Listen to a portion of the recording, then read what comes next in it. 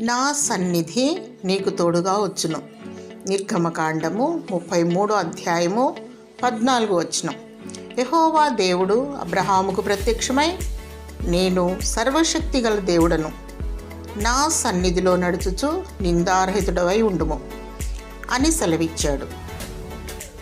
యథార్థముగాను నిష్కల్మషముగాను పరిశుద్ధముగా జీవించినప్పుడు దేవుని సన్నిధి నీకు తోడుగా వచ్చును మరియు తన సన్నిధి కాంతి నీపై ప్రసరింపచేయును. ఆయన సన్నిధిలో సర్వసంపద కలదు మరియు పరలోకపు దీవెనలు కలవు. మరియా ఉత్తమమైన దానిని ఎన్నుకొని ప్రభు పాదాల చెంత గడిపింది. దేవుని సన్నిధిలో మానక ప్రార్థించుము, నిత్యము స్తుతించుము, దేవుని వాక్యమును గైకొనుము. నీవు వెళ్ళు ప్రతి చోటికి దేవుని సన్నిధి నీకు తోడుగా వచ్చును.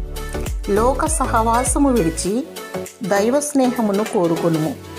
దేవునితో సహవాసము చేసినచో నీవు బ్రతికెదవు. ప్రభువైన యేసుక్రీస్తు నిత్యము నిన్ను దీవించునుగాక. ఆమేన్.